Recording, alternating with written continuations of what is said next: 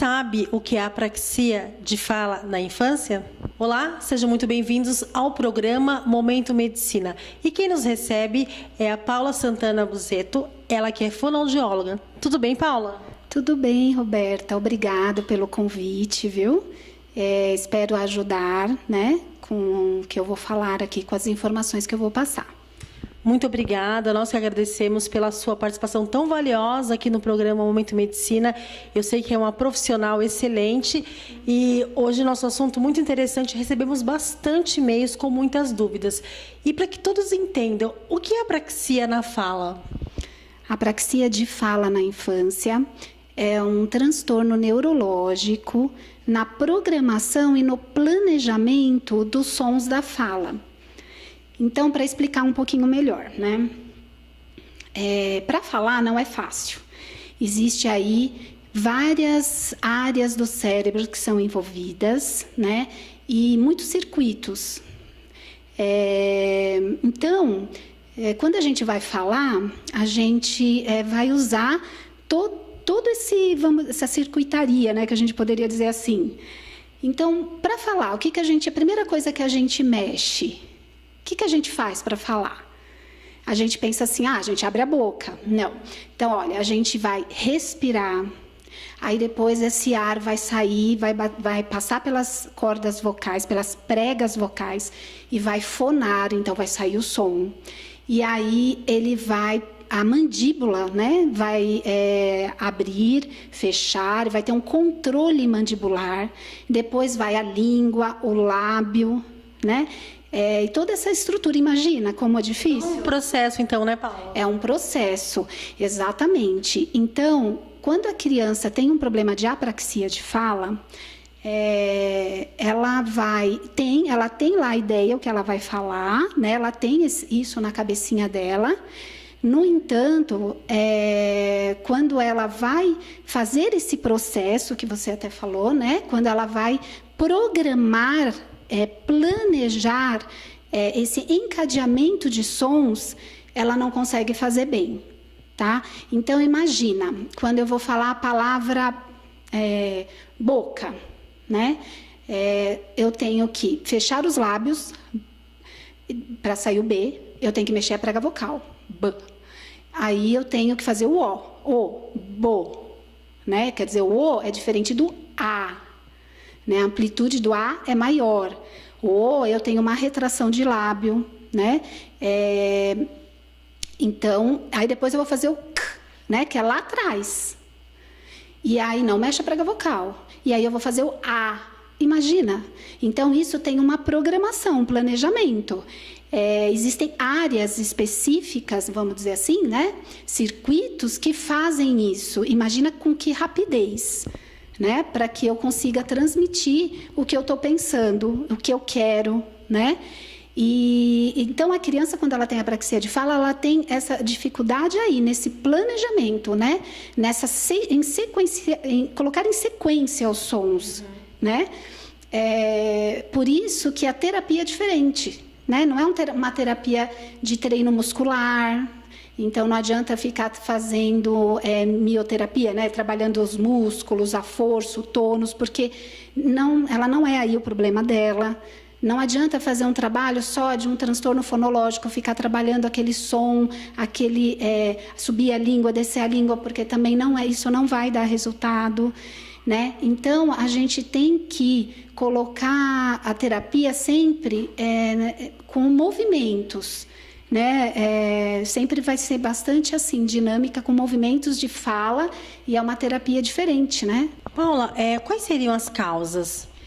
Então, pode ter um impedidor, né? Uma lesão, uma anóxia, pode ser que cause, e aí a gente vai achar no exame de ressonância. Então, vai ter um marcador biológico.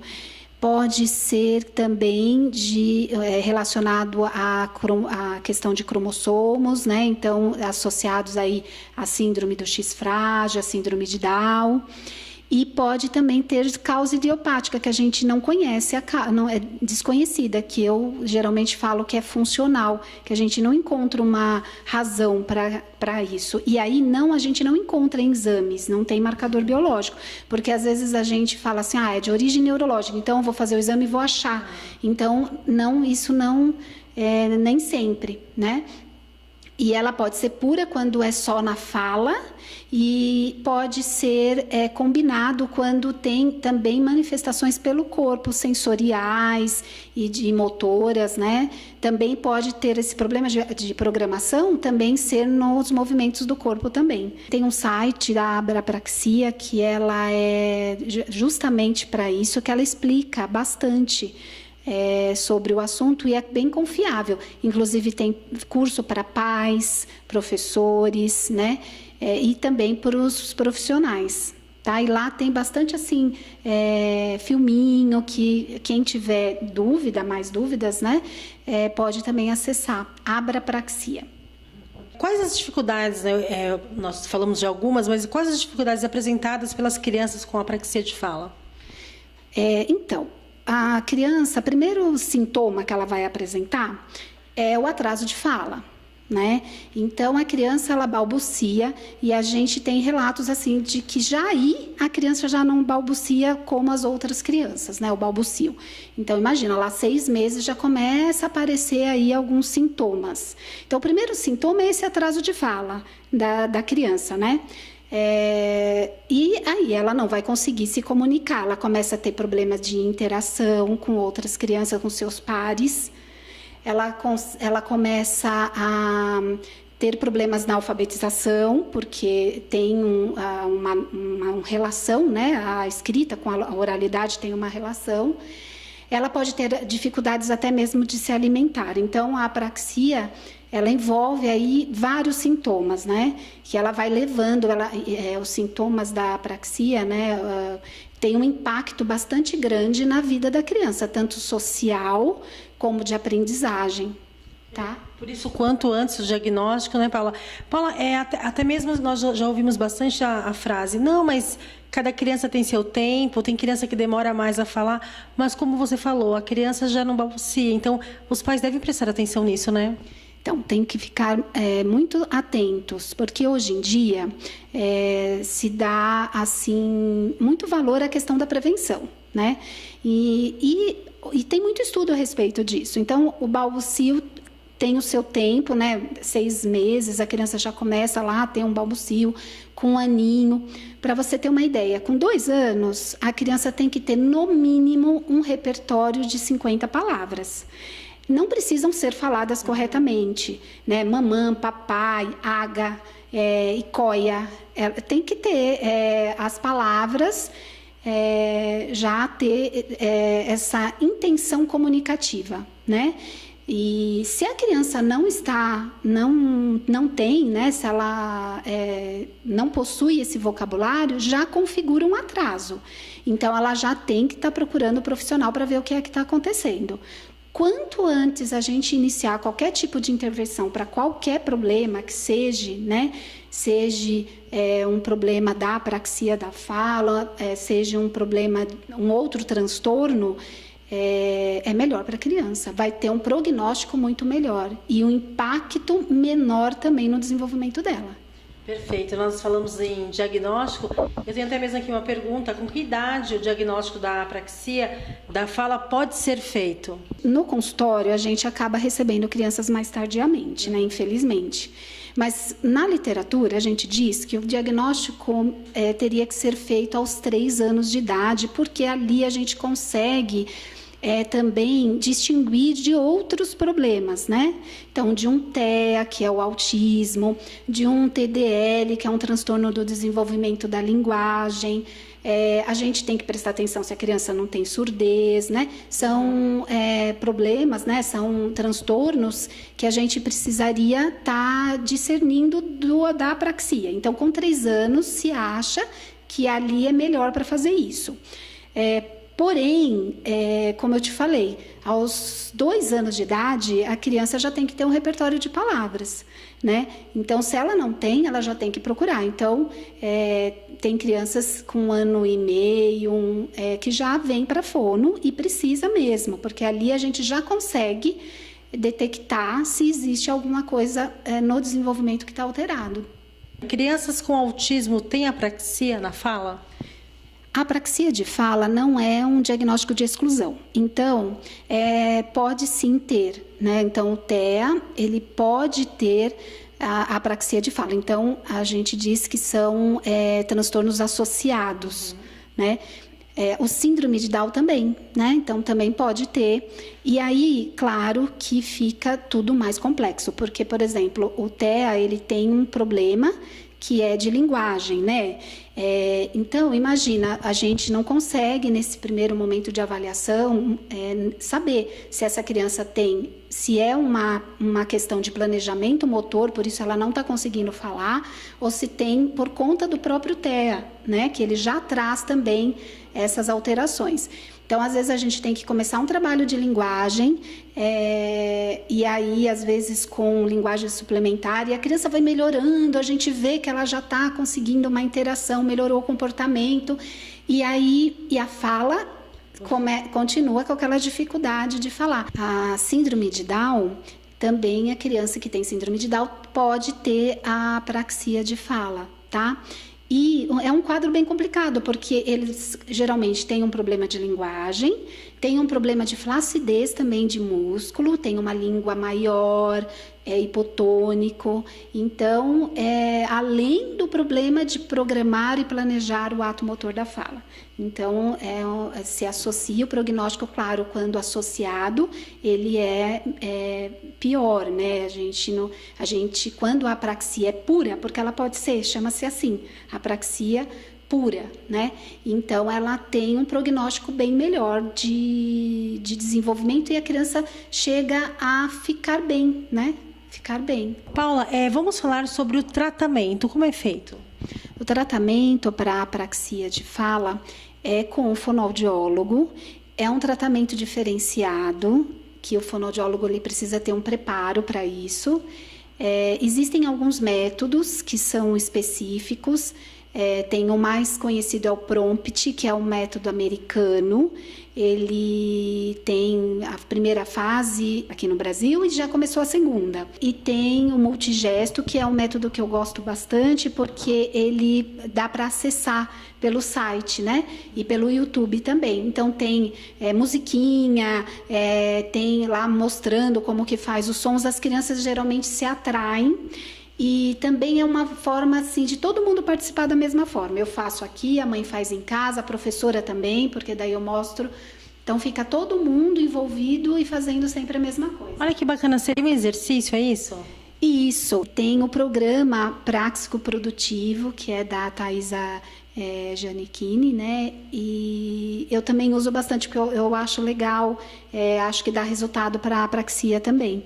Então, assim, na verdade, existem métodos específicos, que é a fonoaudióloga que vai conduzir, ela vai fazer um programa para aquele paciente, sempre é muito individual, sempre tem que ser multissensorial, tem que envolver a visão, a audição, o tato. Então,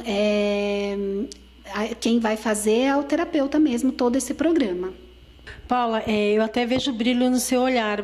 Dá para a gente perceber que você é uma grande profissional. E eu queria que você relatasse para a gente sobre a sua satisfação ao ver uma criança se desenvolvendo bem. E, é claro, a família também, isso é muito importante, né? Então, não tem preço, né? Porque, assim, eu sempre... Faz 27 anos que eu sou formada. Então, eu estou aí, né, bastante tempo estudando, muitas coisas mudaram. Como eu falei, a apraxia, ela começou mesmo com o nome pela ASH em 2007, né? Então, antes a gente chamava até de dispraxia, a gente entendia como algo também mais global, e as coisas foram mudando. Então, assim, a gente tem que estar sempre se atualizando, e assim, a satisfação é muito grande de ver a criança, né, chegando sem falar e depois começando a falar, né, e saindo daquele daquela dificuldade e de ver os pais também contentes, né? Então, os pais às vezes me mandam, olha, hoje ele fez isso, ele fez aquilo. Eu fico extremamente feliz, porque eu falo, ai, puxa, né? Vale a pena, né? Como tudo vale a pena no final, né? E eu tenho uma grande paixão pelos meus pacientes, né? Inclusive, eu tenho uma pacientezinha, a Práxica, né? Que ela chama Carol, né? E ela é uma graça. E ela vem desenvolvendo bastante, né? Então, é interessante, às vezes eu vou em algum lugar, eu estou sempre pensando neles, em todos, né? Senão eles vão ficar com ciúmes. Então, em todos, porque eu dei o exemplo dela por conta da apraxia. Então, assim, eu acho que eu tenho um envolvimento muito grande com a minha profissão, né? E eu sou muito feliz por isso. Trabalha com muito amor, isso eu acho que eu tenho certeza que isso é a receita de tudo, né, Paula? Então, é importante, porque assim, primeiro, o meu grande público é criança. Eu até atendo adulto, mas o meu grande público é criança. Tem que gostar, né? Tem que gostar de criança, tem que ter paciência. E eu acho que assim, eu não tenho muitas dificuldades de interagir com elas. Porque geralmente assim, elas entram, principalmente no primeiro dia, segundo dia, meio, né, cismadas, desconfiadas. Será que ela é médica? Será que vai acontecer? Mas elas sempre saem chorando, porque elas não querem ir embora, né? Então, eu acho que eu tenho essa facilidade de lidar com a criança, de controlar a criança, talvez até experiência, né? Mas, assim, eu sinto também que é um grande amor que eu tenho pelas crianças em ajudar e também pela profissão, pela fonoaudiologia. Por isso que eu fico até muito feliz de estar levando, né, de estar conscientizando, principalmente sobre a apraxia de fala e sobre o trabalho do fonoaudiólogo. Que é muito importante. Paula, até mesmo para os pais, as mães, os avós, enfim, familiares que estão nos assistindo, e quando procurar a ajuda do especialista? Então, eu acho assim, qualquer dúvida, né, que tenha, muitas vezes a escola também percebe cedo, e eu percebo que às vezes os pais não trazem tão cedo assim, né, acaba, acho que vai passar, não é igual ao pai, ele é muito novinho, mas ele é bebê, né? Então, o que é importante é sempre levar, seja encaminhamento da escola, do pediatra, ou você mesmo está percebendo que aquilo não está dentro do típico do desenvolvimento, né? Então, é melhor procurar um profissional do que, às vezes, ficar procurando na internet, será que é, será que não é, e enfrentar, porque quanto antes começar qualquer tipo de intervenção, o prognóstico sempre é melhor. Ok. Paula, eu te agradeço imensamente a sua participação tão valiosa aqui no nosso programa Momento Medicina. Eu que agradeço a oportunidade, né, de estar aqui conversando, falando, passando essas informações, né? Espero ter ajudado o seu público. Muito obrigada. O programa Momento Medicina vai ficando por aqui. Até o nosso próximo encontro. Aqui você encontra informação com responsabilidade.